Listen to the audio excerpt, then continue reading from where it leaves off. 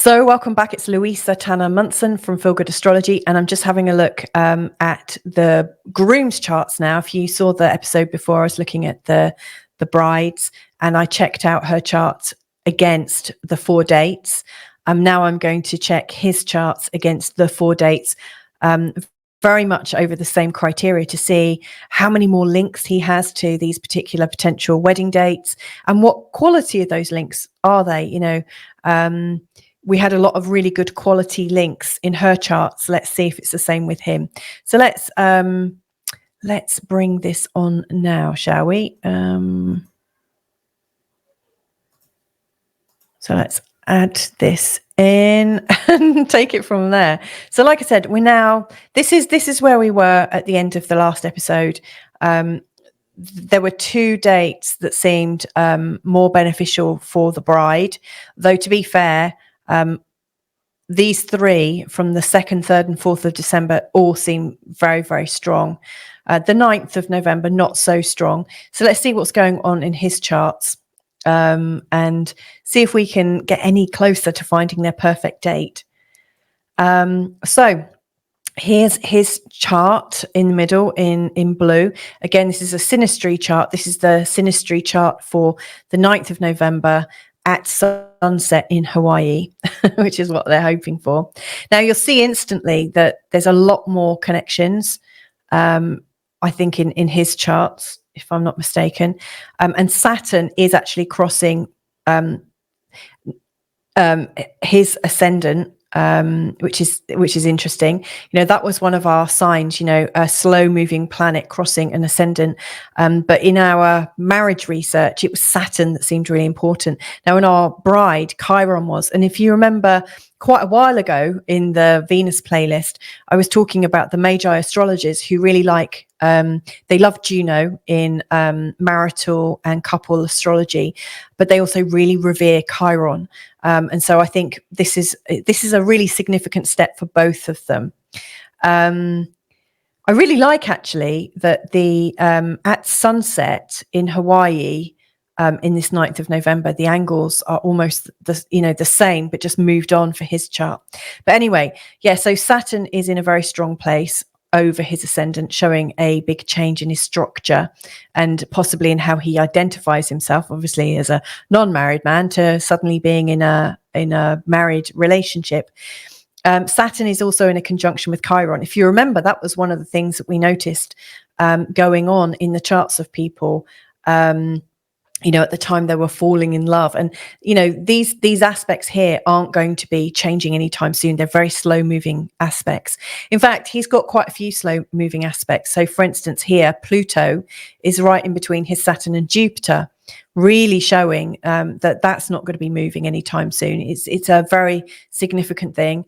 Right now, Jupiter is right over his moon. Now, to be fair, actually, I'm recording this in August, on August the 21st.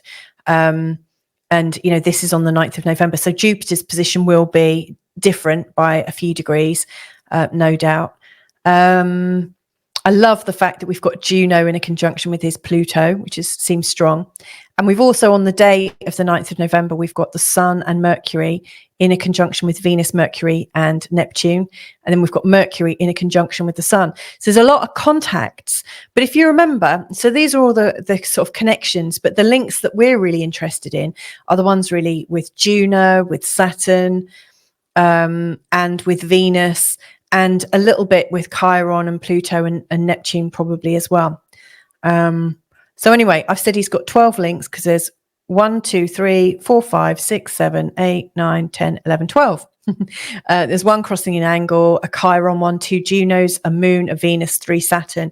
I didn't actually put on Neptune or Pluto, and if I had, I'd have included 2 Neptunes and 2 Plutos, which, but it's still 12 links. So, this date scores very highly with the groom. He scores high, like as high as that. So for instance, the bride, her highest scoring day was an 11 and his highest scoring days so far is a 12. So let's just see what goes on. So let's move on into December. Now, as a lot of his were slow moving planets, a lot of them aren't going to be changing. And that's the thing that we're noticing here is, Pluto, Saturn, Jupiter are in the same positions, aspecting the same things. Neptune at this point is going retrograde and is getting closer to his natal Juno. So that's something nice. Juno has moved from Pluto to being in a conjunction with the vertex. The moon is very, very close to the descendant and the north node. The sun and Mars have moved away from here, and they're now, so there's a sun and Mars conjunct sun and Mars, which is quite interesting. So let's see in terms of links then. There's 11 links, 1 crossing the angle, a Chiron, 2 Juno, a Moon, a Venus, 2 Neptunes, and 3 Saturns. So, it's much of a muchness. It's 1 less link, but just as much good quality stuff. Now let's have a look at the 3rd and the 4th. So on the 3rd of December, and it's going to be fairly similar actually, because it's only really the moon that's going to be shifting. So if we remember yesterday on the 2nd of December, the moon was very close to the north node. Now it's in an exact conjunction with Uranus. Now that's interesting. That will bring a lot more energy to proceedings, put it that way. But there's not a hell of a lot more difference, to be honest. You can see actually in the December dates, because, obviously sunset and sunrise take place at different times. That's affected the angles. If you remember in November, all the angles lined up for our groom, and now they're slightly different. Anyway, so that's 12 links. There's an extra link than there was the day before. But let's have a look at our final date on the 4th of December. And now you can see the moon. So on the 2nd, the moon was here.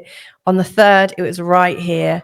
And now on the 4th, the moon in a conjunction with Juno is making a difference.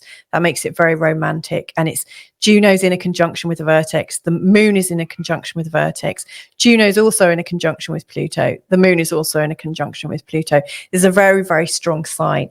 So that looks very favorable to me. I counted it all up and he's got 12 links, and I've listed them all here. So how does this translate to the actual charts? Let's have a look now. So I've added in the scores. So it's interesting. Let's just kind of tally them up and see which is the strongest day.